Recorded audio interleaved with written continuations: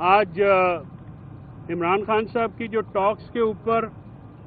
गैर एलानिया पाबंदी है, सेंसरशिप है, अखबारात में भी हम देखते हैं और आपके चैनल्स पे भी हमें इस बात का इदराक है कि आपकी स्टोरीज जाती हैं, लेकिन नामालूम वजूहात की बिना पे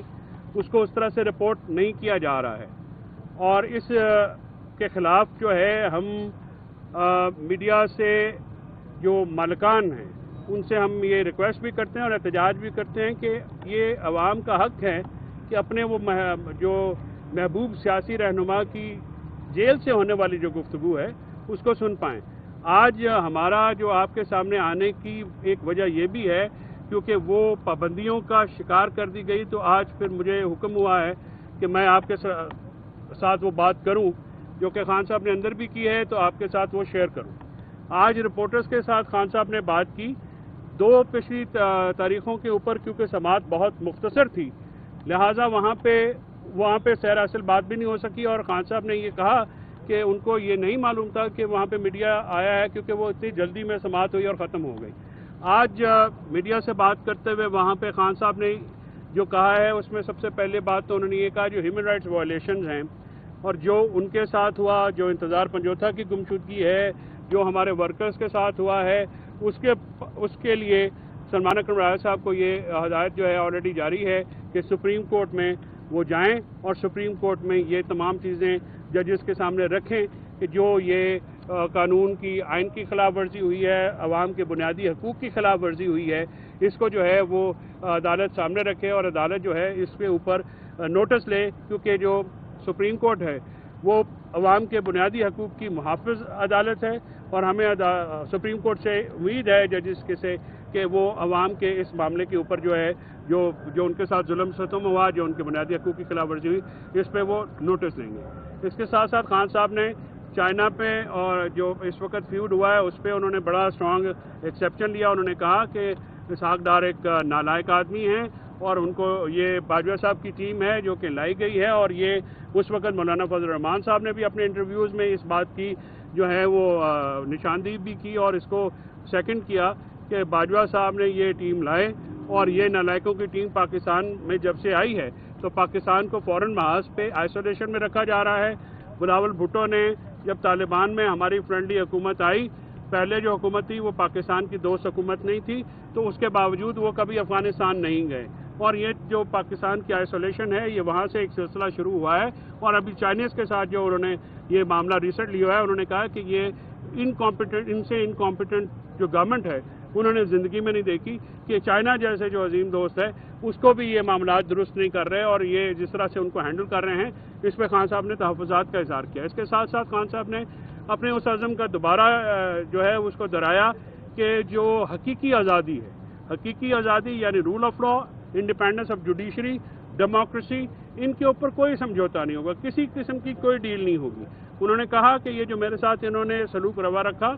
वो उनको ब्रेक करने की कोशिश थी, लेकिन वो ब्रेक नहीं हुए और ना ही वो ब्रेक होंगे। वो अनडेटेड हैं और इस अपना रिजॉल्व जो है, जो अपनी कमिटमेंट है उनकी इनके साथ, वो बिल्कुल जारी रहेगी और पाकिस्तान तहरीक इंसाफ अपना जो एहतजाज का जो तरीक़ाकार है वो जो है उसको जारी और सारी रखेगी। हम ये आइनी तरमीम बिल्कुल नहीं मानते। उन्होंने कहा कि आइनी तरमीम मुल्क में निज़ाम इंसाफ पे हमला है, लोगों के बुनियादी हकूक़ पे हमला है, लिहाजा इसको तस्लीम करने का जो है कोई जवाज़ नहीं पैदा होता। उसके साथ साथ आज खान साहब ने इंतज़ार पंजोथा साहब की गुमशुदगी के बारे में बहुत तहफ़्फ़ुज़ात का इज़हार किया। उन्होंने कहा कि इतने दिन गुजर गए हैं, वो फोकल पर्सन थे और वो लीगल मैटर्स को काफ़ी वही देखते थे और उनकी एब्सेंस में लीगल टीम जो है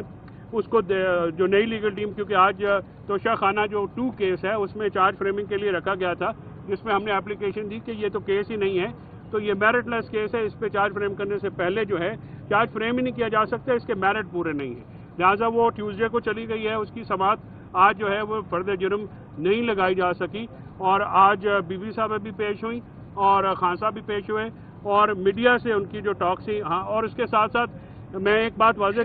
करता चलूँ, मैंने ये देखा है कि सोशल मीडिया पे ये कहा गया शायद कुछ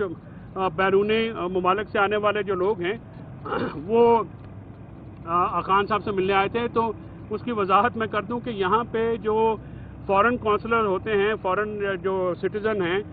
وہ جب گرفتار ہوتے ہیں تو ان کو اپنے کونسلر ایکسیس دی جاتی ہے ہر ایمبیسی کی. تو یہاں پہ آئے روز جو ہے کوئی نہ کوئی ایمبیسی کی گاڑی آتی ہے اور اپنے لوگوں سے شہریوں سے ملتی ہے.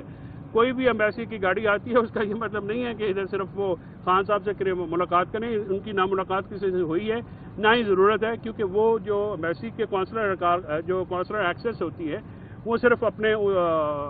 جو لوگ ہیں, جو سٹیزنز ہیں, ان کی حد تک ہوتی ہے اور انہی کے لیے ہوتی ہے, اور اس میں کسی قسم کا کوئی ڈیل کا شائبہ جو ہے وہ نہیں جو ہے وہ ہونا چاہیے. یہ بات آج میں آپ کو بالکل کلیریفائی کروں. اس کے ساتھ ساتھ معیشت کے اوپر جو خان صاحب نے کہا ہے کہ معیشت پہ جو ایک ان کی پھر انکمپیٹنسی سامنے آ رہی ہے کہ انہوں نے جو ہے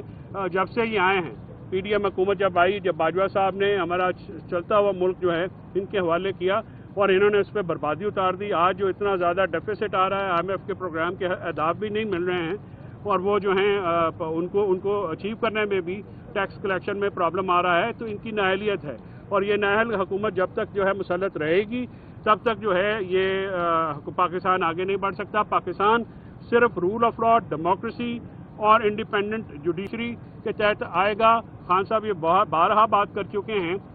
کہ جب تک رول آف لا نہیں ہوئے گا فورن انویسٹمنٹ نہیں آئے گی, اور فورن انویسٹمنٹ کے لیے ضروری ہے کہ رول آف لا ہو. اب بھی آپ دیکھیے کہ یہ جو خان صاحب کی آج کی گفتگو ہے یہ آپ کے سامنے رکھنے کا مقصد یہ ہے کہ جو آل اینڈ سینڈری ہمارے ورکرز بھی ہیں ان کے سامنے یہ پیغام پہنچے. اور اس کے ساتھ ساتھ خان صاحب کو پولیٹیکل پارٹی سے نہیں ملنے دیا گیا, ان اسپائٹ آف دیٹ کہ جو ہائی کورٹ نے اس رول کو کالعدم قرار دیا اور کہا کہ ایفیڈیوٹ دیجیے کہ آپ سیاسی گفتگو نہیں کریں گے. خان صاحب نے یہ کہا کہ اگر وہ میرے ساتھ سیاسی گفتگو نہیں کریں گے تو ہم کیا ایک دوسرے کا موسم کا حال تو پوچھیں گے نہیں. تو ظاہر ہے میں چیئرمین ہوں اور یہ لوگ اگر آتے ہیں میرے سے ملاقات کرتے ہیں تو پھر یہی گفتگو جو ہے وہ میرے ساتھ کریں گے. اس کے علاوہ کیا گفتگو ہو سکتی ہے. اور یہ مسلسل چھٹا 8واں ہفتہ ہے, بلکہ ایک مہینہ یہ اور پہلے کہ ان کی میٹنگز نہیں ہونے جا رہی, اور اس پہ انہوں نے ہدایت کی ہے لیگل ٹیم جو ہے وہ نیکسٹ ویک میں جو کنٹمپٹ پروسیڈنگز ہیں ان کی بچوں سے بات نہیں کرائی گئی, ان کا یہ ملاقات نہیں کرائی گئی, لائرز تک ایکسیس ڈراپ کی گئی, جو ان کی جیل فیسلٹیز ہیں. اخبارات کا انہوں نے اسپیشلی ذکر کیا کہ اخبارات ان تک نہیں پہنچائے جاتے جو وہ چاہتے ہیں. وہ اخبارات اور ٹی وی کے جو چینل ہیں, 2 چینل جو ہیں وہ بھی بند کر دیے گئے. صرف پی ٹی وی ان کو دکھایا جاتا ہے جو کہ بذات خود ایک سزا ہے, تو پی ٹی وی تو وہ دیکھتے نہیں ہیں. تو انڈیپینڈنٹ چینل سب کے ایکسیس جو ہے وہ روکی گئی ہے, اور جیل مینول کی شدید خلاف ورزی ہو رہی ہے, سرحد خلاف ورزی ہو رہی ہے. اور آج اس کے ساتھ ساتھ آخر میں اعتزاز احمد پنجوتا صاحب کی ہمیں شدت سے انتظار ہے. میں اٹارنی جنرل صاحب کو آپ کے توسط سے مخاطب کر کے کہنا چاہ رہا ہوں کہ سر آپ کی جو ڈیڈ لائن ہے وہ بھی کراس ہو گئی ہے. مجھے آپ سے یہ استدعا کرنی پڑی ہے, میڈیا کے تھرو کرنی پڑی ہے کہ آپ انتظار پنجوتا صاحب کی بازیابی کے لیے جو وعدہ آپ نے کیا اس کو جو ہے وہ نبھائیں, اور ہمیں ہمارے بھائی تک جو ہے ایکسیس دی جائے. اور اگر ان کے خلاف کوئی الزامات ہیں تو اب بہت ہو گیا, تقریباً 4 ہفتے ہونے والے ہیں, ان کا کوئی ویئر اباؤٹ کا پتہ نہیں ہے. انتظار صاحب کی ویئر اباؤٹس کے بارے میں ان کی فیملی, ان کے بچے, ان کے والدین, ان کے بھائی, ہم دوست سارے بہت پریشان ہیں. اور ہم یہ گورنمنٹ سے, اس ریاست سے امید نہ ہونے کے باوجود ہم یہ درخواست ضرور کرتے ہیں کہ انتظار پنجوتا کی رہائی کے لیے کریں. اور بار کونسل اور بار ایسوسیشنز کو میں بالکل یہ ملتمس ہوں کہ آپ اپنا رول ادا کریں. اس طرح سے چپ رہے تو دن دہاڑے دارالحکومتوں سے وکیلوں کا اغوا ہونا اور پھر ان کا جبری گمشدہ کر دینا, ان کو جبری گمشدگی کا شکار کر دینا, یہ انتہائی زیادتی کی بات ہے, اور اس میں ہر کوئی اپنا رول ادا کرے. ابھی سبسکرائب کریں تاکہ کوئی خبر رہ نہ جائے.